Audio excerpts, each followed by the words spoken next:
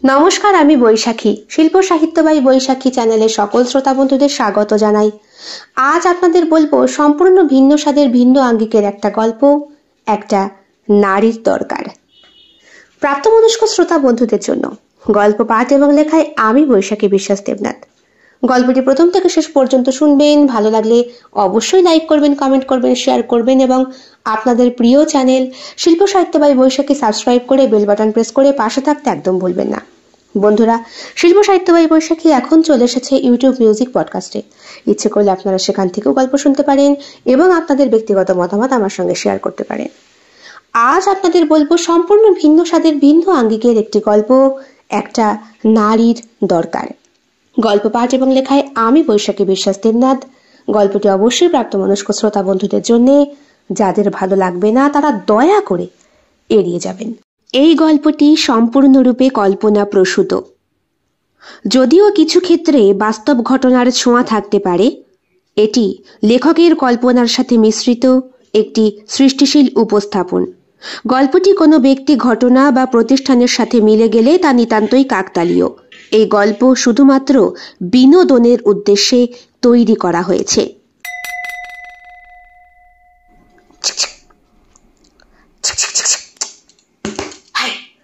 কি কথা বলছি একটা? আচ্ছা স্যার, আমি একটু পরে আপনাকে কল ব্যাক করছি। হ্যাঁ, না না স্যার, কোনো অসুবিধা নেই। হ্যাঁ হ্যাঁ, তৈরি হয়ে যাবে, আপনি চিন্তা করবেন না। আমার গোডাউনে না না, কে বলেছে ওরা সব কাজ ছেড়ে দিচ্ছে? না, এখনো অনেক কর্মচারী আছে। হ্যাঁ স্যার, হ্যাঁ ঠিক আছে স্যার, হ্যাঁ রাখলাম। ফোনটা রেখে বিরক্তিকর চোখে রাহুল তাকায় দরজার কাছে দাঁড়ানো তার একমাত্র বিশ্বস্ত বন্ধু বিশালের দিকে। বিশাল বলে, এবার আসতে পারি? আয়, দেখছিলি ফোনে কথা বলছি, জরুরি ক্লায়েন্ট। জানিস তো আমার কি অবস্থা ফ্যাক্টরির, সেটা বলতেই এলাম। এই নে। বলে হাতে কতগুলো কাগজ ধরিয়ে দেয় বিশাল রাহুলের। রাহুল সেই কাগজগুলো উল্টে পাল্টে দেখে বলে, এ কি 50 জন? হ্যাঁ, একেবারে 50 জন এবার কাজ ছেড়েছে। তোর কোম্পানি আর চলবে না, লাটে উঠলো বুঝলি। ছি, তোর ঠাকুরদার রেখে যাওয়া এই কোম্পানি। কত ভালোবেসে তোর বাবা তোকে উত্তরাধিকার সূত্র দিল, আর তুই পুরোটা বানের জলে ভেস্তে দিলি তোর এই খারাপ জীবন যাপনের জন্য। এই বাজে জ্ঞান ঝাড়িস না তো, জ্ঞান ঝাড়িস না। চল একটা খেয়ে আসি। এইটাই হয়েছে তোর খারাপ স্বভাব রাহুল, একেবারে দেয়ালে পিঠ থেকে গেছে তোর। এবার কি করে বাঁচাবি ভাব। আমাকে ধরে মাত্র 20 জন, তোকে ধরে মানে? তুই এক কাজ কর, সামনের দিন তুই আর বাকি 20 জন মিলে আন্দোলন কর, আর তারপরে আমার মুখে এই চিঠি ছুঁড়ে মেরে তুইও বেরিয়ে যা। তোরিবা থেকে কি লাভ? সেরকম হলে অনেকদিন আগেই তোকে ছেড়ে আমি যেতে পারতাম। কি করব বল, বন্ধুত্ব, তাই নড়তে পারি না। এইবার দুই বন্ধু উঠে পড়ে। 5 তলা বিশাল বড় একটা অফিস ঘর।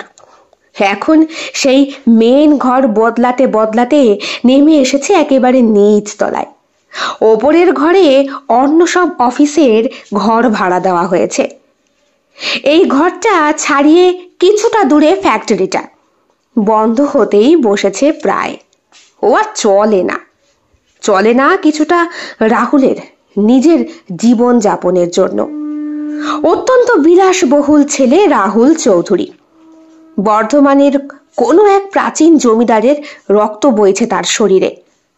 ঠাকুরদা অনেক কষ্টে এই তিলোত্তমা নগরীর মাঝখানে এই কোম্পানিটা স্থাপন করেছিলেন। বহু কষ্টে নিজের স্ত্রীর বিয়ের গয়না বেচে। এইবার সেই কোম্পানি রাহুলের বাবা রাঘব চৌধুরী যখন চালিয়েছিলেন, তখন বিরাট দমে কোম্পানি উন্নতি লাভ করেছিল। রাঘবের স্ত্রী তনয়া লক্ষ্মীমন্ত বউ, সংসারের হাল নিজের হাতে তুলে নিয়েছিলেন। কিন্তু তাদের গর্ভে জন্মানো সন্তান এই যে রাহুল, রাঘবের নাম একেবারে ডুবিয়ে দিয়েছে। রাহুলের উল্টো পাল্টা খরচ, কোম্পানির কাজের প্রতি মন না দেওয়া, আর তার সাথে সাথে ভুল মানুষের সঙ্গে প্রজেক্টের কাজে হাত লাগানো, সবকিছুর জন্য কোম্পানি লাটে উঠেছে। এখানে হাজার হাজার কর্মী কাজ করত, সেখানে মেরে কেটে 20 জন মাছি মারছে বসে। ওপরের ঘরগুলো সব দখলদারি হতে হতে এখন নিচের তলায় এসে ঠেকেছে। রাহুল প্যান্টের পকেটে হাত ঢুকিয়ে চাবিটা বার করে বিশালকে উদ্দেশ্য করে বলল, চল বাবার গাড়িতে করে একটু ফুটুনি মেরে আসি, কালকে গাড়িটা বেচে দেব। কি বলছিস? বেচে বেচে সব কোথায় গিয়ে ঠেকেছে তোর? আর কি, বসত ভিটাটা শুধু বাকি আছে। তোর কোনো গায়ে লাগে না বল? না রে, আমার আবার এইরকম জীবনযাপন না হলে চলে না। ছোটবেলা থেকে অভাব কি জিনিস তা বুঝতে শিখিনি। বাবা মা যা দরকার তা না চাইতেই মুখের সামনে এনে দিতেন। এইটাই তো ভুল করেছিল ওনারা। ওনারা এখন স্বর্গে চলে গেছেন আর তোকে ফেলে গেছেন নরকে। এই মালা, জ্ঞান ছাড়িস না তো। তুই উঠবি নাকি একাই বেরিয়ে যাব? বিশাল উঠে বসে, বলে, কোথায় যাবি? কোথায় আবার? আমার লক্ষ্মী মামুনির কাছে। ওই মেয়েটার নেশায় ধরেছে না? ধরলে ধরেছে, তাতে তোর কি রে? বিশাল রাহুলের কাছে কম গালমন্দ খায় না, তবুও দাঁতে দাঁত চেপে ওর সব কথা সহ্য করে। সেই ছোট্টবেলার বন্ধুত্ব। রাহুলের এই খারাপ স্টাইলের জন্য অনেকবার তাকে বারণ করেছে বিশাল। বিশালের মতো ভালো বন্ধুর সাথে মিশেও রাহুল নিজেকে পরিবর্তন করতে পারেনি। শেষ পর্যন্ত ওরা এসে পৌঁছায় একটা বারের সামনে। বার কাম হোটেল। এইখানেই 7 দিন হয়েছে লক্ষ্মী নামে একটা মেয়ের সাথে পরিচয় হয়েছে রাহুলের। আর সেই মেয়েটার প্রতি এতটাই আপ্লুত যে পকেটে যা টাকা ছিল সবটাই লক্ষ্মীর পেছনে উড়িয়েছে। আজকে যদিও পকেট ফুটো, মাত্র 50 টাকারই একটা নোট। বিরাট বড় বিলাসবহুল গাড়ি থেকে নামার পরপরই রাহুলকে দেখে যারা গার্ড ছিল তারা এগিয়ে এলেন। বিশালকে দেখেও এগোলেন। রাহুল বলল, দেখেছিস, আমার পকেট ফুটো সেটা একমাত্র আমি জানি আর তুই জানিস। এরা কিন্তু জানে না। এরা আমার ঠাঁট বাট আর গাড়ি দেখে কি ভাবছে বলতো? তুই চল। বাকি কথা আর বলতে দিল না বিশাল। রাহুল ভেতরে ঢুকলো। ফুল স্পিকারে সেখানে গান বাজছে। কত তরুণ তরুণীরা নাচানাচি করছে। সোফার মধ্যে সবসময় বসে থাকে লক্ষ্মী, স্বল্প পোশাক পরা, সুন্দরী। বয়স 19 কি 20 হবে। হাত উঁচু করে বিশাল আর রাহুলকে কাছে ডাকলো। বিশাল কিছুটা দূরে বসলো, রাহুল ওর পাশে। বলল, নে তুই বিলটা পেমেন্ট করে দে, আমি বরং একটু সময় কাটিয়ে আসি। বিশাল বলল, আজকেই কিন্তু শেষ, এই তোকে বলে দিলাম। শেষ মানে? এগুলো কি বলছো ডার্লিং? শেষের কি আছে? সবে তো শুরু, তাই না রাহুল সোনা? চলো, আর সময় নষ্ট করে লাভ নেই। এই বলে রাহুলকে হাত ধরে সে বেডরুমের দিকে নিয়ে গেল। বিশাল একটা দীর্ঘ নিঃশ্বাস ফেলে বারের সামনে এগিয়ে যেতেই যেই ছেলেটা বিভিন্ন রকমের পানীয় সবাইকে উপহার দিচ্ছিল তাকে উদ্দেশ্য করে বলল, আজ আর আমি খাবো না, স্যারের ঘরে পাঠিয়ে দাও আর কি। ছেলেটি মৃদু হাসল। বিশাল পেমেন্ট করে দিয়ে বারের বাইরে এসে দাঁড়িয়ে সিগারেট ফুঁকছে আর রাহুলকে গালমন্দ করছে। সালা, পৈতৃক সম্পত্তি কত, কত ভালো পরিবার, কি গুজাটে মার্কা ছেলে হয়েছে। এত করে বলি তাও সালা শিক্ষা হয় না। অন্যদিকে হোটেল রুমে রাহুল তখন ব্যস্ত লক্ষ্মীর শরীরটাকে আরো বেশি খোদাই করার জন্য। লক্ষ্মী বলল, প্রোটেকশন নিশ্চয়? এই যা, তাড়াহুড়ে ভুলে গেছি। তাহলে আর কি হবে, যা করো যা করো, নিজে কিন্তু কন্ট্রোলে থেকো। আমি কিন্তু তোমার বাচ্চার মা হতে পারবো না। সোনা, একটু আমার জন্য না না না, এই সরো। ধাক্কা মেরে রাহুলকে সরিয়ে দিল মেয়েটি। রাহুলও ছিটকে পড়তেই তার শরীরের সমস্ত ঔরস নির্গত হয়ে ঝরে পড়ল মেঝেতে। রাহুল বলল, ইস ভাগ্যিস, আর একটু হলেই তো সব ফোয়ারা আমার ভেতরে ঝর্ণার জল হয়ে গড়িয়ে পড়তো। দাও টাকা ছাড়ো। টাকা মানে? কই দেখি মানি ব্যাগটা। ছেড়ে রাখা প্যান্ট থেকে মানি ব্যাগটা বার করে 50 টাকার একটা ছেঁড়া নোট পেয়ে লক্ষ্মীর মুখটা ছিল দেখার মতো। জামা কাপড় পরে সে বলল, মরতে পারিস নি মিনসে? পকেটে টাকা নেই, মেয়ে ছেলের সঙ্গে রাত কাটাতে এসেছে, সর। এই বলে ওকে ধাক্কা দিয়ে সরিয়ে দেয়। এমন করে সরায় রাহুল যেখানে পড়েছিল ওর ঔরস সেইখানে রীতিমতো তার শরীরটা ঘেঁষটে দেয়। রাহুল বলে, ইস ছি বাবা। রুমের সঙ্গে লাগোয়া বাথরুম। নিজেকে ভালো করে পরিষ্কার করে রাহুল। তারপরে পরে থাকা পোশাক আশাকগুলো কুড়িয়ে নিয়ে গায়ে জড়িয়ে হাতে মোবাইলটা ধরে। বিশালকে ফোন করে। ও জানে বিশাল এখানে নেই, বাইরে অপেক্ষা করছে। ফোন করে বলে, কোথায় তুই? বাইরে। তোর কাজ মিটলো? হ্যাঁ, আসছি। রাহুল বেরিয়ে আসে। ততক্ষণে লক্ষ্মী উঠে গিয়ে আবার একটা মুরগি ধরার চেষ্টা করছে। এখানে লক্ষ্মী না, উর্বশী, মেনকা সবাই আছে। লক্ষ্মীর দিকে তাকিয়ে একটা হাসি দিতেই লক্ষ্মী বিচ্ছেদ করে মুখটা ভেঙিয়ে অন্য একজনের সঙ্গে রুমে ঢুকে গেল। সাহালা মাগি একটা, সব সোনা টাকা। মুড খারাপ করে ভেতর থেকে বেরিয়ে এলো রাহুল। বিশাল ওকে দেখে একটা সিগারেট আগিয়ে দিয়ে বলল, নে, শরীর গরম হয়েছে তো, এটা খা, নেশা উতরে যাবে। আর শরীর সব সালা হারামি। জানিস, আর একটু হলে বিচ্ছির একটা বিপদ হয়ে যেত। কদিন পরেই লক্ষ্মীর বাচ্চার বাপ হতাম আমি। কি বলছিস? প্রোটেকশন নিসনি? আরে দৌড়, টাকা নেই কেনার। 50 টাকার নোটটা ছিল, শালা ছিঁড়ে ফেলে দিল। মানে মানে টাকা দিতে পারিনি তাই? এই তুই বাড়ি পেমেন্ট করেছিলি? ভেতরে তো কিছু দিয়ে যায়নি। কি বলিস? আমি যে টাকা দিয়ে আসলাম। ও ছাড়, আমার টাকা বাকিই ছিল এমনিতেই।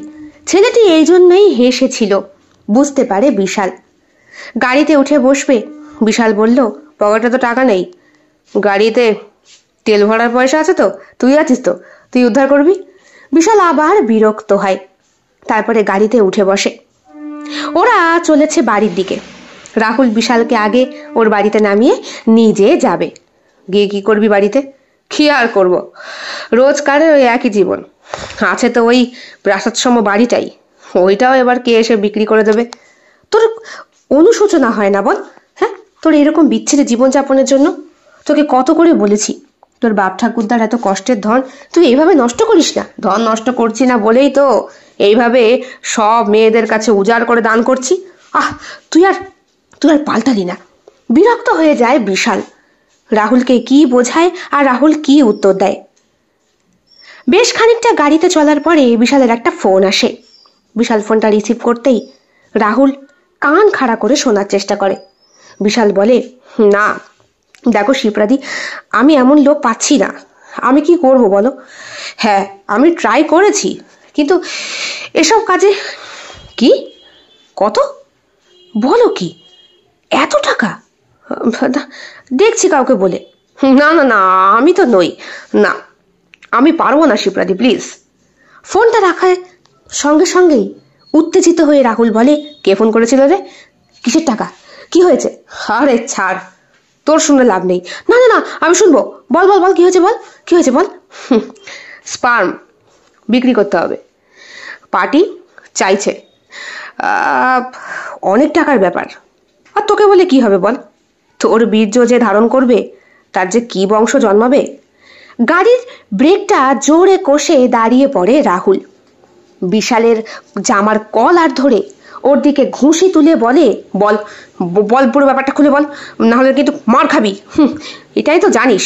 ছাড় কলার, ছাড়। বিশাল অতিষ্ঠ হয়ে কলারটা ছাড়িয়ে দেয়। রাহুলের দিকে তাকিয়ে বলে, 6 মাসের মাইনে পেন্ডিং হয়ে আছে। কি করে আমার সংসার চলছে তোর কোনো হদিশ আছে? হো, তুই এইভাবে? তাছাড়া কি করব বল? তুই না হয় বিয়ে করিসনি, আমার তো বউ আছে নাকি, মা আছে, বাবা আছে, সবাইকে দেখতে হয়। তোর ঠাকুরদার মতো তো আর কোটি কোটি সম্পত্তি রেখে যায়নি। আরে বাবা, সম্পত্তি রাখলেই হলো, ভোগ করার মতো কপাল চাই না। আমায় দেখছিস তো আমি কি কুলাঙ্গার তৈরি হয়েছি। যাক, তুই যখন নিরিস স্বীকার করলি যে তুই একটা কুলাঙ্গার, তাহলে তোর জিনিস বিক্রি করে লাভ নেই। ও, তুই বুঝি সাধু? সাধু নয় তো কি, আমার বাচ্চা যে হবে রীতিমতো হেলদি হবে, বুঝলি? এটুকু আমি গর্ব করে বলতে পারি, কারণ আমি যখনই চিন্তা করি আমার স্ত্রীর কথা মনে করে চিন্তা করি, বুঝেছিস? হো হো করে হেসে ওঠে রাহুল। বলে, স্ত্রী কেন, আমি তো মনে হয় অপ্সরা মেনকার নামে সবকিছু করি। নে ঠিকানাটা দে, আমার টাকা সত্যিই দরকার। দেখ রাহুল, তোর এসব কম্য নয়। তাছাড়া যেই পার্টি চাইছে সেই পার্টি একটা সুস্থ স্বাভাবিক সন্তান চাইছে। তোর মতো হলে সে তো, আরে বাবা, যে চাইছে তারও তো প্রচুর সম্পত্তি নাকি। সবাই যদি কেনারামি হয়ে গেল তাহলে ফেলারাম কে হবে? হ্যাঁ। এরপরে রাহুলের কথায় আর কোনো যুক্তি খাটাতে পারল না বিশাল।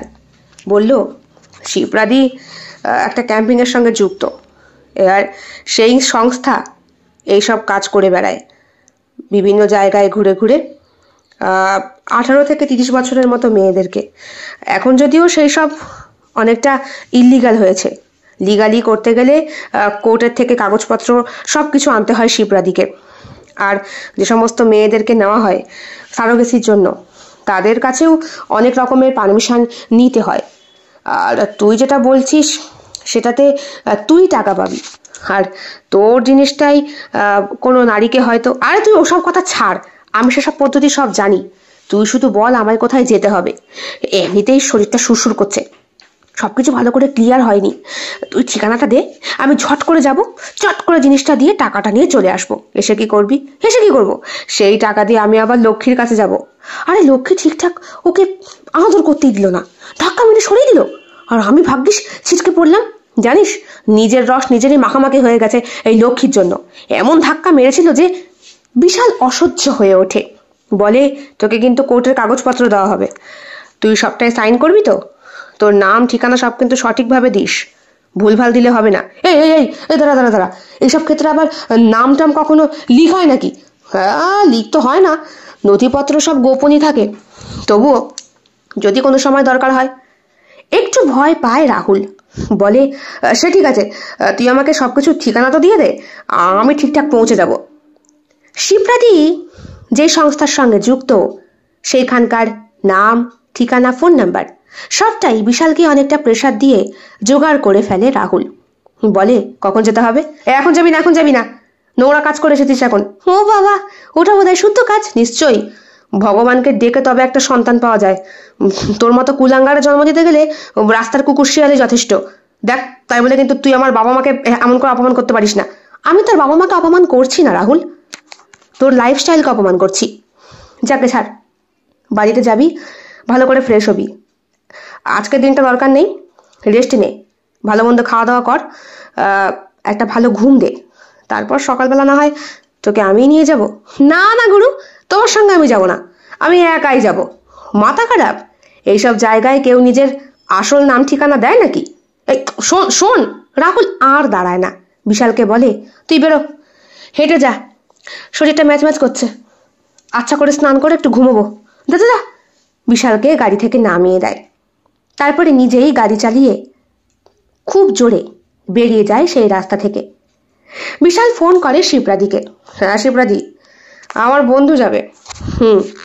না, নাম পরিচয় ওইসব কিছু জানাতে বারণ করেছে, তবে একজনকে জোগাড় করে দিলাম, তুমি চাইছিলে তাই। তা যে থাকে, যে চাইছে, তার অবস্থা কিরকম? রাহুল বাড়ি পৌঁছে যায়, তাড়াতাড়ি স্নান করে। বিরাট বড় বাড়ি, বিশাল তার বারান্দা, বাড়ির প্রবেশদ্বারের সামনে অসংখ্য ফুল গাছ, তবে লাগানো ছিল এক সময়। এখন সব জায়গায় অগোছালো নোংরা, আগাছা, ধুলো বালি আর পোকামাকড়ের বাসা। তবে বাড়ির চাকচিক্য কমেনি। গেটের বাইরে আগে দুটো দারোয়ান দাঁড়িয়ে থাকতো। রাহুল যবে থেকে এই ব্যবসার কাজে পা রেখেছে তবে থেকে দারোয়ানরা ছুটি নিয়ে নিজেদের গ্রামে হয়তো খেতি বাড়ি করে খাচ্ছে। কাজের লোক বলতে একজন আছে, রান্নার মাসি, দিন রাত রাহুলের কাছে লাথি ঝাঁটা খান, অথচ মাইনে দেবার ক্ষমতা নেই রাহুলের। আজ দরজা খুলে রাহুল বুঝতে পারল মাসি আসেনি, কারণ ওর বিছানাপত্র সবটাই অগোছালো। আসবেই বা কেন? গত 7-8 মাসের মাইনে দিতে পারে না, নিজেরই চলে কত কষ্টে, ব্যাংকে যা আছে তা তুলে তুলে চলে, এরপরে সেও আর চলবে না। একটা নির্দিষ্ট ব্যাংক ব্যালেন্স সবসময় রাখতে হয়, সব তো তোলা যায় না। এই বাড়িটা বিক্রি করতে পারলে কোটি টাকার সম্পত্তি পাওয়া যাবে, কিন্তু ওই টাকা রাহুলের কাছে নস্যি, জাস্ট কয়েকদিনের হাত খরচ। ঠিক মতো যদি চালাতে পারতো অফিসটা, তাহলে এতদিনে হয়তো এরকম বাড়ি আরো 5টা করতে পারতো। থাক, ওসব ভেবে আর লাভ নেই। বিশালের দেওয়া ঠিকানাটা ভালো করে নোট করে নিয়েছে রাহুল। স্নান করে সে সুন্দর করে, ফ্রেশ করে, তারপরে হাতে ফোনটা নিয়ে অনলাইনে খাবার অর্ডার করে। বিশালকে একটা ফোন করতে হবে, এই 1000 টাকার মতো বলতে হবে পাঠাতে। কালকের পরে আমি বড় লোক, ওকে সব টাকার মুখে ছুঁড়ে মারবো। হ্যাঁ, বলে কিনা 6 মাসের মাইনে পাই, আমি একদিনে সব টাকা দিয়ে দেবো। ও কি জানে আমার কত গুণ? একটা গোটা ভারতবর্ষ তৈরি করতে পারবে আমার ঔরস, জানে কি সেটা? বলে একা একাই হাসে রাহুল। বিশালকে ফোন করেছে, বিশালের বউ ফোনটা রিসিভ করেছে। হ্যাঁ বৌদি, বিশাল আছে? না, ও তো স্নান করতে ঢুকেছে। কোনো দরকার? দরকার বলতে ওই কিছু টাকার দরকার ছিল। বিশালের বউয়ের মুখের প্রতিচ্ছবিটা রাহুলের সামনে ফুটে ওঠে। বউটা বেশ ছোটখাটো, গোলপানা মুখ, মাথা ভর্তি চুল, তবে টাকা চাইতে গেলেই ওর মুখটা কেমন যেন হাস্যময়ী থেকে যাকে বলে ডাইনি মার্কা হয়ে যায়। এর আগে একবার টাকা চাওয়ার জন্য রাহুল চলে গিয়েছিল বিশালের বাড়িতে। বিশাল সেই দিনও বাথরুমেই ছিল। বউ তো স্পষ্ট বলে দিয়েছিল এখন টাকা পয়সা হবে না, হাত আটকা। তাছাড়া দুপুরের সময় এখন সবাই খেতে বসেছে। রাহুল অপমান বোধ করেছিল, কিন্তু জানতো বিশালের কানে কথাটা গেলে বিশাল টাকা পয়সার বন্দোবস্ত ঠিক করে দেবে। এবারও ঠিক তাই হলো। ফোন রাখার কয়েক মিনিটের মাথাতেই টাকা ঢুকে গেল ওর মোবাইলে, নগদ 5,000 টাকা। রিপ্লাই পাঠালো রাহুল, লিখলো কালকের কাজ হয়ে যাক, তোর মুখে ছুঁড়ে মারবো শালা। এরপরে খাবার অর্ডার করে তৃপ্তি ভরে খেয়ে এলো রাহুল। রাত্রেবেলা ঘুমানোর আগে ভাবলো একটু ধর্মের বই টই পড়বে, ভালো চিন্তা করলে সন্তান ভালো হয়।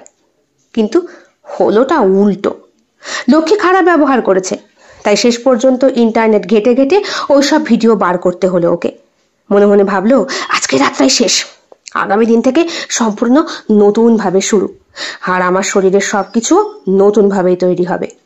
এই ভেবে রাহুল ঘুমিয়ে পড়ল। পরের দিন ঘুমটা ভাঙলো খুব সকালে। মোবাইলে অ্যালার্ম দেওয়া ছিল। তাড়াতাড়ি উঠে স্নান করে আবার অর্ডার করা খাবার খেয়ে তৈরি হলো রাহুল। শিবরাত্রির দেওয়া সেই ঠিকানায় পৌঁছাতে হবে, আর খুব শিগগিরই যেতে হবে। আর দেখা যাক ওখানে কিরকম বন্দোবস্ত। বিশাল ফোন করেছে, ফোন করে বলেছে দেখ উল্টোপাল্টা কাজ কিন্তু করবি না, শোন আমার কথাটা শোন। কে আর শোনে কার কথা? রাহুল বলল বেশি জ্ঞান ঝাড়িস না, অত জ্ঞান শোনার আমার সময় নেই, এখন আমি বেরোচ্ছি। গাড়ি স্টার্ট করতেই রাহুল বুঝতে পারলো পেট্রোল শেষ। কাজেই বাবার রাখা সেই সাইকেলটাই এখন ভরসা। দূর কি আর এখন দেখতে যাচ্ছে, রাহুল যে এক সময় কোটিপতি ছিল, সালা এখন জাত ভিখারি, ওইটাই মানতে হবে। সাইকেল চালিয়ে রাহুল বেরিয়ে যায়। শিবরাদির ওখানে পৌঁছাতে পৌঁছাতে প্রায় 8 ঘন্টা সময় লাগে। কুকুরের মতো জিভ বেরিয়ে গেছে ওর। একদিনেই সেই চেহারা চাকচিক্য নষ্ট। ভেতরে ঢুকতেই একটা রিসেপশনিস্ট বসা, বেশ সুন্দর মেয়েটা। পরনের পোশাক সাদা, অনেকটা নার্স নার্স টাইপের। এটা একটা সংস্থা, এরা সারোগেসি মাদারের সঙ্গে সঙ্গে সব রকম বন্দোবস্ত করে দেয়, তবে সবটাই লিগাল, ইলিগাল কিচ্ছু নয়। আসতে পারি? বলুন। এখানে স্পার্ম ডোনেটের জন্য। হ্যাঁ, আপনি কি ফোন করেছিলেন? আমি। চট করে মনে পড়ল রাহুলের বিশালের কথা। বলল হ্যাঁ হ্যাঁ হ্যাঁ আমি ফোন করেছি। শিবরাদি, 1 সেকেন্ড একটু বসুন, ওইখানে একটু অপেক্ষা করুন। মেয়েটি বেশ ভদ্রতার সাথেই বলল। বিশাল ওর নামে কাজ চালাবে রাহুল, তাই সিটে গিয়ে বসে মনে মনে ভাবতে থাকলো। এরই মধ্যে মেয়েটি একটা বছর 45-এর শাড়ি পরা মহিলাকে ডেকে নিয়ে আসলো। চশমা পরা, বিবাহিত, তবে চেহারার গড়ন অসীম ও সুন্দর। নমস্কার, আমি শিপ্রা, তুমি বিশাল তাই না? তোমাকে অনেক ধন্যবাদ ভাই, তোমার জন্যে কত দম্পতি বাবা মা হতে পেরেছে। আর সত্যি সবকটা বাচ্চাই হেলদি, তবে তোমাকে সামনাসামনি আমার আজ অব্দি দেখা হয়নি। যাক, একটা দীর্ঘ নিঃশ্বাস ফেললো রাহুল। বলল হ্যাঁ দিদি, মানে দেখো এইবার যে পার্টি এসেছে তারা অনেক বড় লোক, কিন্তু সন্তানহীনতায় ভুগছে। তুমি যদি ডোনেট করো স্পার্ম, তাহলে তোমাকে 1 লক্ষ টাকা দেওয়ার জন্যে ওরা প্রস্তুত। আসলে প্রথম চান্সেই অনেক সময় হয় না, মানে সব চান্সে বাচ্চা আসে না।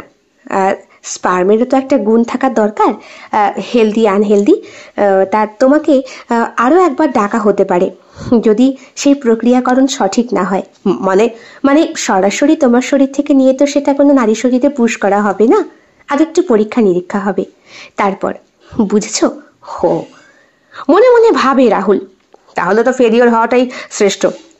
প্রথম চান্সে 1 লক্ষ হলে এমন বেশ কয়েকবার দিতে পারলেই তো আমি আবার লক্ষ্মীর কাছে যেতে পারবো। শাহালা আমাকে ধাক্কা দিয়ে ফেলে দিয়েছে। মনে মনে বলে রাহুল, তুই যেই জিনিসের ওপরে আমাকে লটর বটর খাইয়েছিলি সেই জিনিস দিয়ে আমি বড়লোক হব। মনে মনে ভাবে রাহুল। শিবরাদি বললেন, আচ্ছা কতগুলো চিপ দেওয়া হবে তোমাকে? হ্যাঁ, তুমি মোবাইলে চালিয়ে দেখো, আর ওই দিকের ঘরটায় চলে যাও। মেয়েটির দিকে ইশারা করে শিবরাদি তাকে বোঝালো। একটা কৌটো হাতে দিয়ে রাহুলকে মেয়েটি বলল, স্যার আপনি আমার সঙ্গে আসুন। মনে মনে রাহুলের বলতে ইচ্ছে করছিল যখন মেয়েটি ওর সামনে দিয়ে যাচ্ছিল, মেয়েটির দোলানো কোমর দেখে রাহুলের ভেতরে ইচ্ছে জেগে উঠেছে বারবার। এও তো অনেকটা ওই লক্ষ্মীর মতোই। এসব চিপটিপ দিয়ে কাজ হবে না। এই মেয়েটাই যদি না বাবা, শেষে পুলিশ কেস হয়ে যাবে, মারধর খেয়ে যেতে হবে। এখানে তো আবার বিশালও নেই। স্যার, আপনার নামটা? বিশাল বিশাল বিশাল সেন। ধন্যবাদ। কিছুক্ষণ পর রাহুল বেশ ফ্রেশ মাইন্ডে ফিরে আসে। হাতের কৌটোটা সম্পূর্ণ ভর্তি। রিসেপশনে মেয়েটি বসা। মেয়েটিকে উদ্দেশ্য করে বলল, হাই বিউটিফুল, এই যে। Thank you sir. আপনার নামটা প্লিজ এখানে লিখে দিয়ে যান, ফোন নাম্বারটা লিখবেন আর ডিটেলস কিছু লিখে দিয়ে যাবেন। যদি এটা ফেলিওর হয় তাহলে পরবর্তীতে আপনাকে আবার স্পাম ডোনেট করার জন্য ডাকা হবে। টাকাটা? এই যে স্যার, এই যে চেক আছে, আপনি নিয়ে নিতে পারেন। ওফ, মাল কি মালদার সত্যি। এই আসি। হ্যাঁ। ফর্মটা সম্পূর্ণভাবে ফিল আপ করে দেয় রাহুল। তাতে বিশালের নামটা স্পষ্ট করে লেখে, এমনকি ফোন নাম্বারটাও বিশালের, আর তার সাথে সাথে ঠিকানাটাও তার। এরপরে রাহুল চলে যায় ওর বাড়িতে। আজ কতদিন পরে কতগুলো টাকা, বাড়ি ভর্তি বিরিয়ানি আর মাটন কষা চিবোচ্ছে সে। মোবাইলে দেখছে ভিডিও। বিশালের ফোন এসেছে। তুই কি করেছিস বলতো? কি আবার করব? তুই কি করেছিস এটা? বাড়িতে জানাজানি হয়ে গেলে কিরকম বিচ্ছেদ একটা কাণ্ড হবে বলতো। ভাগ্যিস ফোনটা ধরেনি ও, তোর বউ। হ্যাঁ, আমার ফোনে রীতিমতো মেসেজ এসেই চলেছে। তুই কেন করিস? তুই কি আমার নামটাই পেলি? কি করব বল, তোর ওই শিবরাদি তো আমাকে চিনতে পারলো না, আবার এটাও বললো তোকে নাকি সামনাসামনি কোনোদিন দেখেনি। তুই তখনই ধরে নিলি আমার নামটা তোর নামের জায়গায় ব্যবহার করবি। এই তো। হ্যাঁ হ্যাঁ, রাগ করিস না প্লিজ, রাগ করিস না। দেখ দেখ, শোন, এই শোন, তোর জন্য একটা সুখবর আছে। কি? বল বল বল। ওহ, স্পাম ডোনেট করে এসে এমন সুখবর? কি এমন বলতো? শোন, আমার এক অস্ট্রেলিয়ায় থাকা বন্ধু আছে, তোর সঙ্গে পার্টনারশিপ করে নতুন করে কোম্পানি আবার চালু করতে চায়।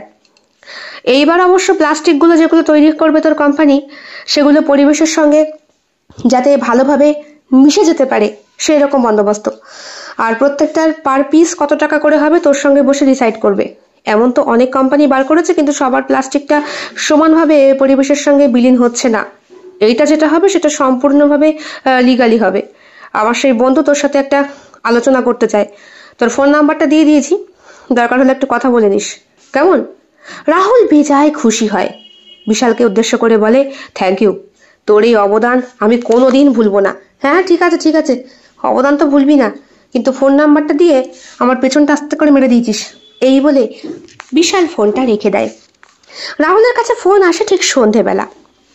কথোপকথনের মাধ্যমে রাহুল বুঝতে পারে কোম্পানির মালকিন আসলে একটি মেয়ে, নাম সংযুক্তা। মালকিনের যিনি ম্যানেজার তিনি কথা বলেছেন, রাহুলকে সময় দিয়েছেন আগামী 3 দিন ভাবার, তারপরে ফাইনাল সিদ্ধান্ত নিয়ে সরাসরি কথা বলার। রাহুল অবশ্য এসব ব্যাপারে যথেষ্ট বেপরোয়া, কিন্তু যদি কোম্পানিটা এখন কোনো রকমে দাঁড় করানো যায় তাহলেই বা অসুবিধে কোথায়। কদিন রাহুলের শরীরটা বেশ খারাপ ছিল, ধকলের মধ্যে দিয়েই যাচ্ছিল। খাওয়ার দাওয়ার এত বেশি গোলমাল হয়েছে যে, যদিও এখন টাকা ওড়াতে ওড়াতে অনেকটাই কমে গিয়েছে। 3 দিন ধরে রাহুল ভাবে, কারণ কোম্পানি বলে দিয়েছে 65% থাকবে সেই কোম্পানির, আর বাদবাকি থাকবে রাহুলের। অনেকটাই কম, তার মধ্যে আবার 15% থাকবে শ্রমিকদের জন্য। তবু রাহুল সবটা ভেবেচিন্তে মনকে মানিয়েছে। নিজের কোম্পানি যখন দাঁড় করাতে পারছি না, তখন অন্যের সাহায্যের মাধ্যমে এই বা কম কোথায়। তাছাড়া এবার আমার বিজনেস ইন্টারন্যাশনাল হবে। পাল্টা ফোনটা যখন আসে সকালবেলা, তখন এক চান্সে রাহুল ফোন ধরে বলে, আমি রাজি, কোথায় দেখা করতে হবে? আজকে ম্যানেজার ফোন রিসিভ করেনি, রিসিভ করেছে সংযুক্তা নিজে। তার মিষ্টি সুরেলা কণ্ঠে রাহুল রীতিমতো বিভোর। আপনি চলে আসুন এই ঠিকানায়, 332 নম্বর রুমে আপনি চলে আসবেন। আমি ওখানে আজকে রাতটার জন্যই আছি, সকালে আমার ফ্লাইট। কেমন? মেয়েটি কথা বলে ফোন রাখতেই রাহুল কেমন একটা চিন্তার মধ্যে প্রবেশ করে। কণ্ঠস্বর শুনে মেয়েটির মুখমণ্ডল আর শারীরিক গঠনের একটা ন্যূনতম বর্ণনা তার মাথায় এসে হাজির হয়। শাড়ি পরা, ব্লাউজ পরা, হালকা গরম, গোলপানা মুখ, মাথার চুলটা কাঁধ পর্যন্ত, কপালে হয়তো ছোট্ট একটা টিপ, ঠোঁটের ওপরে একটা তিল, হাতে ঘড়ি, আর নিশ্চয়ই বিবাহিত না। এমন একটা চিন্তাধারা নিয়ে রাহুল সেজে গুজে তৈরি হয়। গাড়িতে আজকে পেট্রোল ভরার টাকা আছে, একটু বড়লোকি চাল তো দেখাতেই হবে। যতই সে সব কিছু হারিয়ে ভিখারি হোক না কেন, নতুন করে কোম্পানি শুরু হলে আবার বড়লোক হতে কত সময়ই বা লাগে। রাহুলের গাড়ি এসে পৌঁছায় হোটেলের কাছে। নিজের নাম পরিচয় দিয়ে যখনই সে বলল, রিসেপশনে বসে থাকা ছেলে এবং মেয়েটি একটা ফোন করলো এবং ফোন করে রাহুলের দিকে তাকিয়ে বলল, আপনি লিফটে করে চলে যান স্যার, ম্যাডাম আপনার জন্য ওয়েট করছে। বাহ, বিরাট বড় ব্যাপার রে। রাহুল যখন মেয়েটি রুমের সামনে এসে দাঁড়ায় তখন দেখে একটা গার্ড দাঁড়িয়ে রয়েছে। বড়লোকদের বড়লোকই ব্যাপার। সংযুক্তা ম্যাডাম আমাকে ডেকেছে, আপনার নাম পরিচয়। রাহুল নিজের নাম পরিচয় দিতেই গার্ড দরজা খুলে দেয় হাসি মুখে। দরজা খুলতেই রাহুল দেখে অবাক, এত সুন্দর রুম, সরাসরি বেডরুম নয়, এর একটা বসার ঘর। বেডরুমটা ভেতর দিকে। বসার ঘরে বিরাট বড় সোফা এবং টিভি আর বিলাসবহুল ফার্নিচার দিয়ে সাজানো। সেখানেই সেন্টার টেবিলের ঠিক দক্ষিণ দিকে বসে রয়েছে শাড়ি পরে মেয়েটা। স্বপ্ন এরকম ভাবেও সত্যি হয়। ওই সি গ্রিন কালারের শাড়িটা যেটা ও কল্পনা করেছিল, ঠিক সেই রকম। সিল্কের শাড়ি, কাঁধ অব্দি চুল, ল্যাপটপে কি সব কাজ করছে পিছন দিকে ঘুরে। সামনের দিকে ঘুরতেই রাহুলের ডান হাতটা কি করে যেন ওর বুকের বাঁদিকে এসে ঠেকল। বাহ, এত সুন্দর মেয়েটা। আপনি তো রাহুল, তাই তো? বসুন। মেয়েটি উঠে দাঁড়িয়ে রাহুলকে সম্মান করলো। রাহুলও ওর সঙ্গে হ্যান্ডশেক করতে গিয়েও পারল না, কারণ মেয়েটি অলরেডি তার হাত জড়ো করে নমস্কার জানিয়েছে। নমস্কার বলার পরপরই একটা কাজের লোক এসে ড্রিঙ্কস দিয়ে গেল, সফট ড্রিঙ্কস। খাওয়ার পরে মেয়েটি বলল, খুব গরম বাইরে, তাই না? আপনার নিশ্চয়ই কষ্ট হয়েছে হেঁটে আসতে। রাহুল আর বলল না সে গাড়ি চালিয়ে এসেছে। মেয়েটি বলল, চিন্তা করবেন না, বিশাল আমাকে সবটা জানিয়েছে। ও আমার বন্ধু ছিল। তারপরে আমি চলে যাই বিদেশে, আর দেখা হয়নি। তা এইখানে নতুন করে প্রজেক্টের কাজ শুরু করব। বিশালের সঙ্গে যোগাযোগ করতেই সে আপনার কোম্পানির সম্পূর্ণ ডিটেলস আমাকে দিয়েছে। তা আপনার ঠাকুরও তো খুব ভালো ব্যবসা করতেন, এইভাবে ডোবালেন কি করে আপনি? দেখুন মশাই, জীবনে অবশ্যই ওই পরিবর্তন আনতে হয়, একটু পরিবর্তন। বিলাসবহুল জীবন অতটা ভালো না।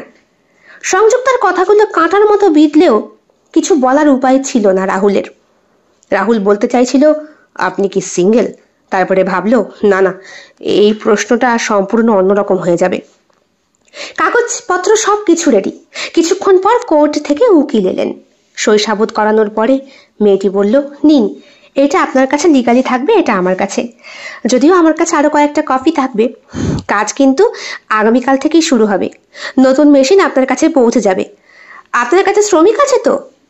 এবার রাহুল বলল, আসলে মাত্র শুনুন, যারা চলে গেছে পার্সোনালি তাদেরকে ফোন করে আসতে বলুন এবং বলুন তাদের সমস্ত মাইনে শোধ করে দেওয়া হবে।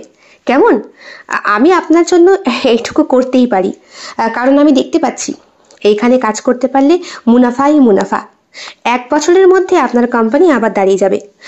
আপনার একটু মনুসংযোগের দরকার, একটু গুরুত্বপূর্ণভাবে। কেমন? সংযুক্তার সব কথাতে হ্যাঁতে হ্যাঁ মেলায় রাহুল, না বলতে পারে না। ওর কাছ থেকে বেরোনোর পরে বিশাল ফোন করেছে। বেচারা বড্ড বেশি টেনশনে ছিল। কিরে, তোকে তখন থেকে ফোন করছি, ফোনটা রিসিভ করছিস না? তোর বাড়ির সামনে দাঁড়িয়ে রয়েছে আমি, আমায় নিয়ে চ, কাজ হয়ে গেছে। মানে তুই কি করলি? কিছু না, তোর সংযুক্তা ম্যাডাম আমার সাথে কাজ করতে রাজি, সমস্ত কাগজপত্র আমাকে দিয়ে দিয়েছে। তুই এক কাজ কর, যারা যারা আমাকে চিঠি দিয়ে দিয়েছিল ওই আমার অফিস ত্যাগ করার জন্য, রেজিগনেশন লেটার, তাদেরকে পার্সোনালি ফোন করে একটু আসতে বল, মিটিং আছে আমার বাড়িতে। বিকেলবেলায় 200 জন মতো কর্মচারী আসে। কাজ হারিয়ে তাদেরও অবস্থা কাহিল। রাহুল বলল, প্রত্যেকের অ্যাকাউন্ট এখানে লিখে দিয়ে যাও, টাকা ঢুকে যাবে আগামীকালের মধ্যে। আর সবাই নতুন করে আবার জয়েন করো, কারণ কোম্পানি খুলছে আগামীকালই। ভয় নেই, ভয় নেই, এবার আমি একা না, আমার সঙ্গে এক ম্যাডামও আছে। দাদা, সেসব তুমি বিয়ে করলে? হ্যাঁ, একটা অল্প বয়সী ছোকরা কথাটা বলে। কেন রে, তোর তাতে কি? কিছু না দাদা, তোমায় আগেই বলেছিলাম বিয়ে করে বৌদি আনো, তবে তোমার মাথা ঠিক হবে। কথা তো শোনো না। তুমি তো ভাবো মেয়ে মানুষের বুদ্ধিতে কিছু হয় না। কর্মচারীরা একে একে সব চলে যাওয়ার পর সেই বাচ্চা ছেলে অর্জুনের কথাটা একবার ভাবে রাহুল, হেসেই ফেলে ভাবতে গিয়ে। সন্ধ্যেবেলা একবার লক্ষ্মীর কাছে গিয়ে ঢু মারতে হবে।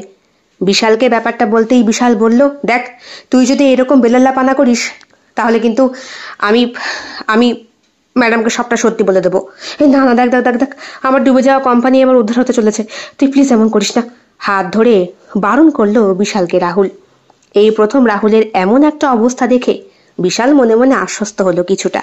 বলল, যাক ভালোই হয়েছে, আমি বরং একটা সংযুক্তাকে ফোন করি, ওর আজকে হাসপাতালে যাওয়ার কথা।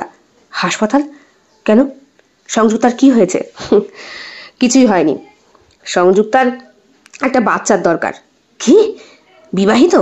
না না, বিবাহিত না, তবে হাজব্যান্ড খুব শিগগিরই, বুঝতে পারছিস তো, ক্যান্সারের একেবারে শেষ অবস্থা। প্রিয়মের স্বপ্ন পূরণ করার জন্যই সংযুক্তা বিদেশ থেকে এখানে এসেছে। এখন প্রিয়ম চায় ওর একটা বংশধর, সেই জন্যই। ক্যান্সারের পেশেন্ট, সে কি করে বাচ্চা? মানে হ্যাঁ, আমি ওই শিবরাদির ইয়ের কথা বলেছিলাম, স্পার্ম ডোনেশনের কথা, তো সেইখানেই বোধহয় সংযুক্তা গিয়েছে। জানি না কি হবে না হবে, নেবে কি না নেবে।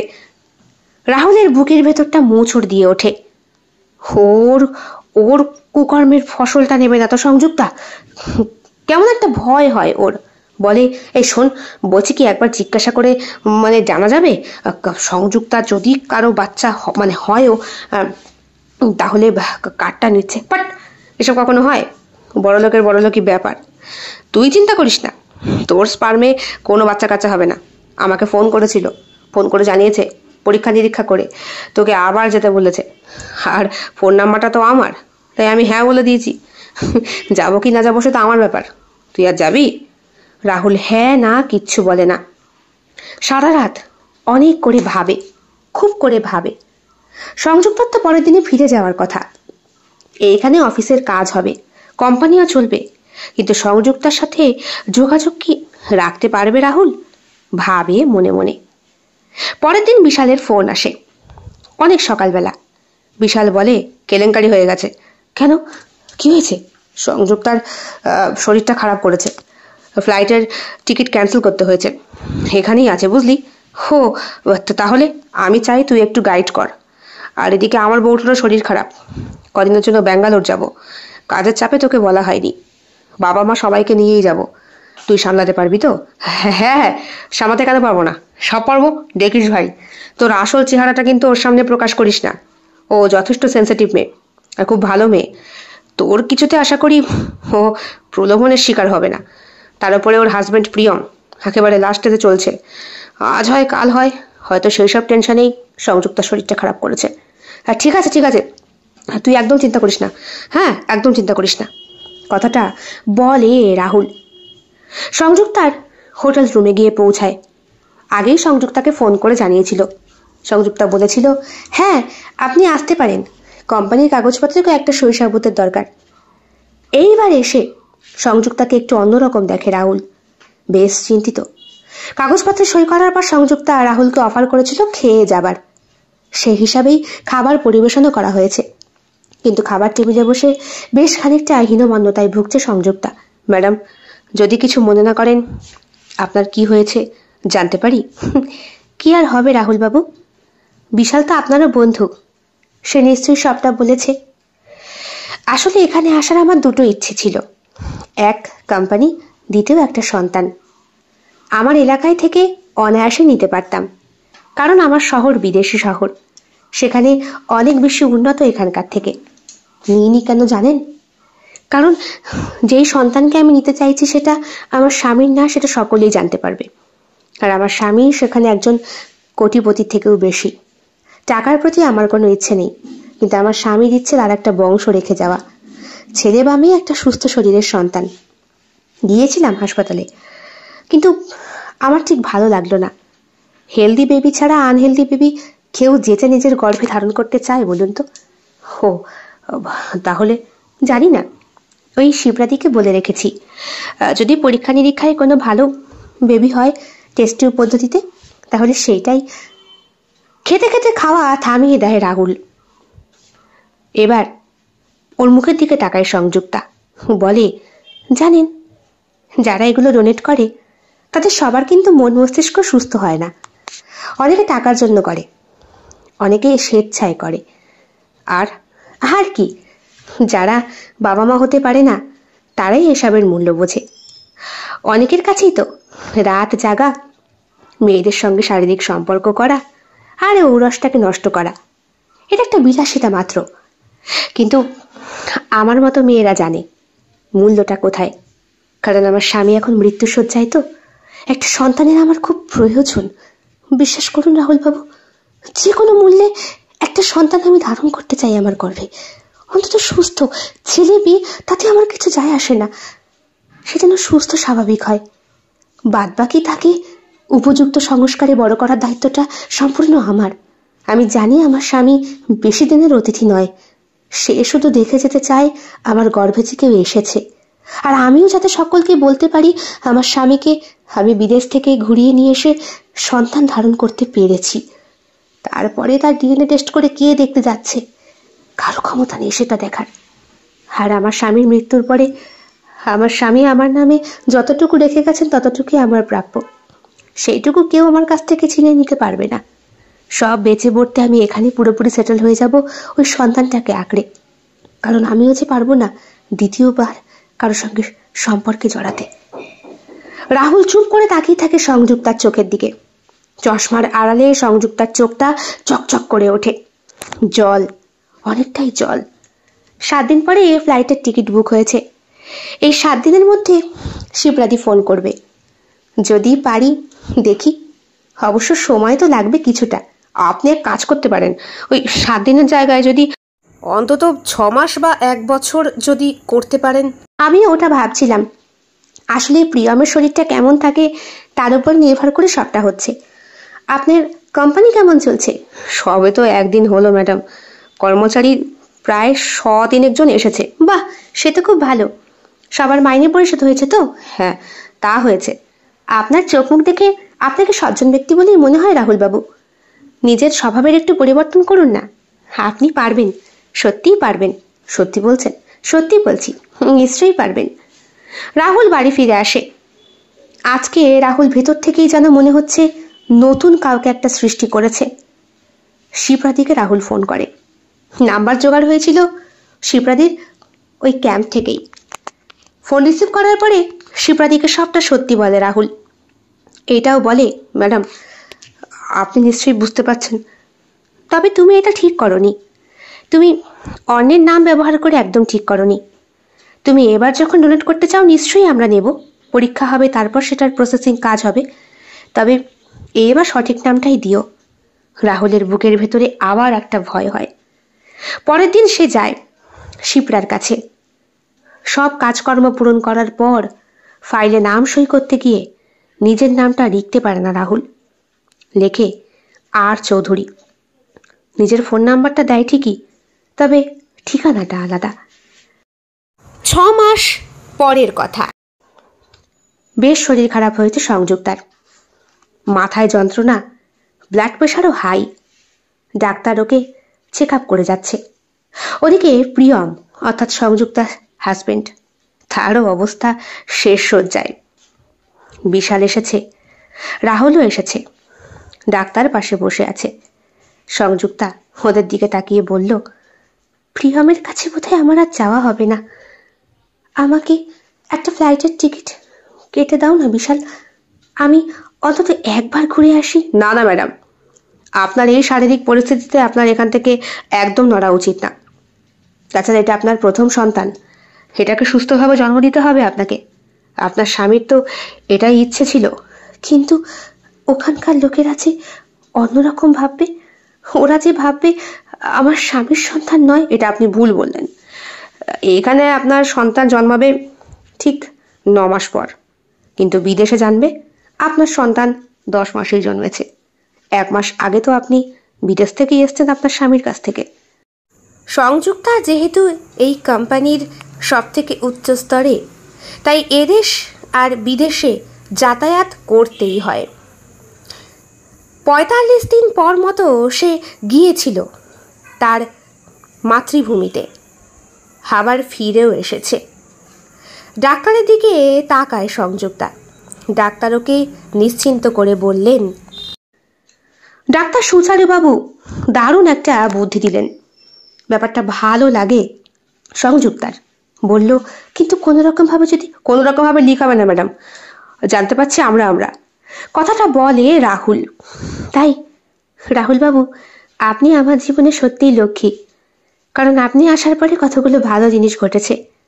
যদিও প্রিয়ম থাকবে না সে আমি আগেই জানি, কিন্তু ওর শেষ ইচ্ছে পূরণ। জানেন আমি কত জায়গায় গেছি, কত হাসপাতাল, কি করে যে এখানে এসে এই সন্তানটা আমার গর্ভে এলো। বোধহয় এটি আমার ভাগ্যে ছিল, তাই না রাহুলবাবু? রাহুলের দিকে ঘুরে তাকায় সংযুক্তা। বিশালও রাহুলের দিকে তাকিয়ে। রাহুলের চোখের ভেতরটা চকচক করছে। সংযুক্তার বাড়ি থেকে বেরিয়ে আসার পর আজকে রাহুলের মনের অবস্থা যথেষ্ট থমথমে। বিশাল ওর পাশে বসে ওর পিঠে হাত রেখে বলল, কি হয়েছে? এই রাহুল তো সেই রাহুল নয়, সেই উঁচাটে রাহুলও নয়। 1 মাসে একবারও লক্ষ্মীর কাছে যাসনি। 1 মাসে কোম্পানি এত উন্নত, 300 থেকে 500 লোক হয়ে গেছে, সবাই মাইনে ঠিকঠাক পেয়েছে, ভালোই চলছে। তোর ব্যাপারটা কি? রাহুল জড়িয়ে ধরে বিশালকে, ফুপিয়ে ফুপিয়ে কাঁদে। বিশাল বলে, হে কি, ছেলে মানুষ হয়ে গেলি নাকি? রাহুল কি হয়েছে? হ্যাঁ রাহুল বল, কি হয়েছে? রাহুল কোনো কথা বলতে পারে না। ওর চোখের জলের ধারা বলে দিচ্ছে ওর এতদিনের করা পাপের ফলের কথা। দীর্ঘ 9 মাস পরে একটা ফুটফুটে কন্যা সন্তান জন্ম দেয় সংযুক্তা। প্রিয়ম মারা গেছে। এই কদিনের মধ্যেই সমস্ত প্রসেসিংয়ের কাজ মিটিয়েছে উকিল বাবু। অবশ্য উকিল মণ্ডলদার মাধ্যমে ওখানকার সম্পত্তি বেচে বর্তে পুরোপুরি সেটেল হতে পেরেছে সংযুক্তা। পরনে আজ সাদা রঙের শাড়ি, কোলে ছোট্ট একটা ফুটফুটে বাচ্চা মেয়ে। সি সেকশনের মাধ্যমে হয়েছে। সেই দিন তো প্রচণ্ড ঝড় বৃষ্টি। অফিস বন্ধ করে ফেরার সময় রাহুলের কাছে ফোনটা এলো। সংযুক্তাই করেছে। এই কদিনে সংযুক্তার কাছাকাছি থাকার দরুন দুইজনের মধ্যে একটা ভালো বন্ডিং তৈরি হয়েছে। যদিও সেই দিন সংযুক্তা বলেছিল, আমাদের দেখাটা বোধহয় আরো আগে হওয়া দরকার ছিল, তাই না রাহুল বাবু? কেন?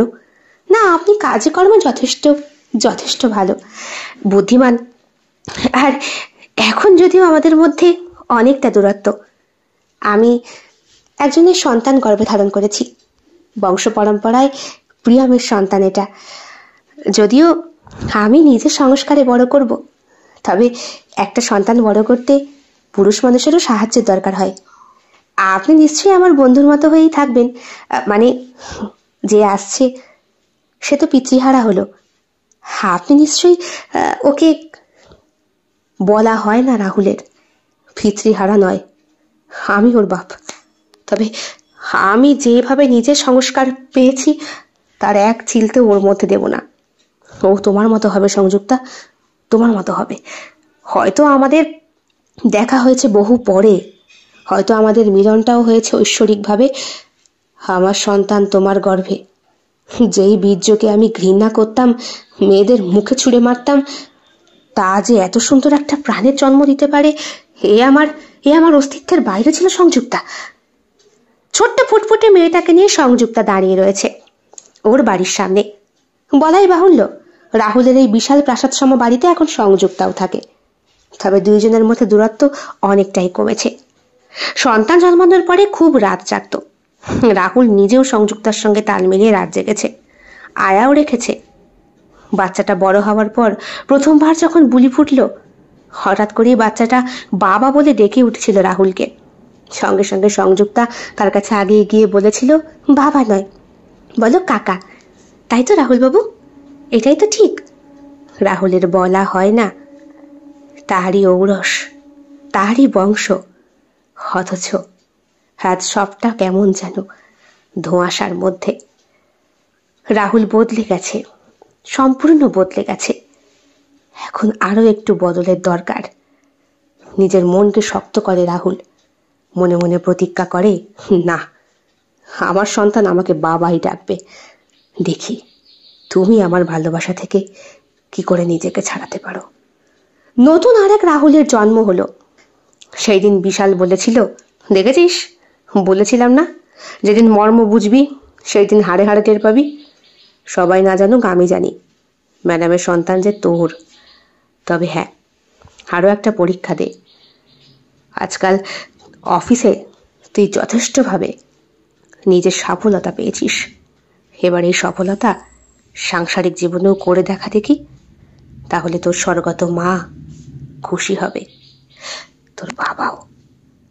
মামনি, মামনি, কাকাই। কাকাই না, বলো বাবা, বলেই ফেলে রাহুল। পেছনে দাঁড়িয়ে সংযুক্তা বড় বড় চোখ করে। এগুলো এগুলো কি বলছো রাহুল? ও তো ঠিক আছে, এতদিন ধরে তুমি আমাকে দেখছো, এবার না হয় আরো কদিন দেখো, পরীক্ষা নিরীক্ষা করো। বেঁচে থাকার জন্য আর ওকে বড় করার জন্য তোমারও যেমন একটা পুরুষের দরকার, আমারও এই অগোছালো জীবনটাকে সাজিয়ে দেওয়ার জন্য একটা নারীর দরকার। সংযুক্তা ছুটতে পালাতে যায়, হাতটা শক্ত করে ধরে ফেলে রাহুল। বলে, কার কাছ থেকে পালাতে চাইছো? আমি সব জানি। তুমি বিদেশে পড়াশোনা করতে গিয়েছিলে, প্রিয়ম নামে একটা ছেলের সঙ্গে তোমার সম্পর্ক হয়েছিল, কিন্তু ওই ছেলেটি তোমার সঙ্গে সম্পর্ক হওয়ার বছর 3-4 মাথায় মারা যায় ক্যান্সারে, তাই তো? তুমি তখন প্রেগনেন্ট ছিলে। শ্বশুরবাড়ির লোকেরা সেই সন্তানটাকে তোমার গর্ভেই নষ্ট করে দেয়। কেঁদে ফেলে সংযুক্তা, বসে পড়ে, বলে, আমি আর কি করব? আমি জানি সংযুক্তা, তোমার বাবা মা ডিভোর্সি, তোমাকে আয়ারা বড় করেছে। প্রিয়মের কাছ থেকেও এমন একটা শোক তুমি নিতে পারোনি। তখনই তুমি মনে মনে সিদ্ধান্ত নিয়েছিলে এইখানে এসে তুমি মা হবে, সিঙ্গেল মা হবে, আর একাই সংসার করবে আর সন্তান বড় করবে। কিন্তু আমি যে সেটা আর হতে দিতে পারবো না রাহুল। আমার যে বড় ভয় করে, আমি যেখানেই যাই সেইখানকার সব কিছু শেষ হয়ে যায়। আমি হবার পরে আমার বাবা মার সম্পর্ক শেষ। প্রিয়মের জীবনে আমি প্রবেশ করার পরে সেও চলে গেল। আমার গর্ভে যে এলো তাকেও ধরে রাখতে পারিনি, কিন্তু এইটা আমি ধরে রাখতে পেরেছি, তাই আমি একে হারাতে চাই না। কিন্তু আমিও যে তোমাকে হারাতে পারবো না সংযুক্তা, আমার যে তোমাকেই দরকার। একটু সময় দরকার রাহুল, একটু সময়। ঠিক তখনই ছোট্ট বাচ্চাটা কেমনভাবে যেন বুলি ফোটা প্রথম বলে মা না বলে বাবা বলে। ছোট থেকে তাকে কাকা ডাকা শেখানো প্র্যাকটিস করছিল সংযুক্তা, কিন্তু কাকা সে বলেনি, বাবা বলেই ডাকে। তাকিয়ে থাকে সংযুক্তা রাহুলের দিকে। রাহুলও ঘুরে তাকায় সংযুক্তার চোখে, বলতে পারে না, এইটাই বোধহয় অদৃষ্টে লেখা ছিল সংযুক্তা। তবে চিন্তা করো না, আমি সব ঠিক করে দেব, সব। সংযুক্তা হাত রাখে রাহুলের হাতের ওপর। হয়তো অন্য কোথাও কোনো এক পৃথিবীতে হারিয়ে যাওয়া সমস্ত সুখের সন্ধানে 3টে মানুষ আবার পাড়ি দিচ্ছে কোনো এক অদৃষ্টের জগতে। কেমন লেগেছে আজকের গল্প? কমেন্ট বক্সে কমেন্ট করতে একদম ভুলবেন না। ভালো লেগে থাকলে অবশ্যই লাইক করবেন, কমেন্ট করবেন, শেয়ার করবেন এবং আপনাদের প্রিয় চ্যানেল শিল্প সাহিত্য বাই বৈশাখী সাবস্ক্রাইব করে বেল বাটন প্রেস করে পাশে থাকতে একদম ভুলবেন না বন্ধুরা। দেখা হবে খুব শিগগিরই আগামীকাল সম্পূর্ণ নতুন একটি ভিন্ন স্বাদের গল্পের সঙ্গে। আপনাদের সকলের উপস্থিতি একান্তভাবে কামনা করি। সকলে খুব ভালো থাকবেন, সুস্থ থাকবেন এবং একইভাবে সাহায্য এবং সহযোগিতার হাত বাড়িয়ে দেবেন। সবাই ভালো থাকবেন। শুভরাত্রি।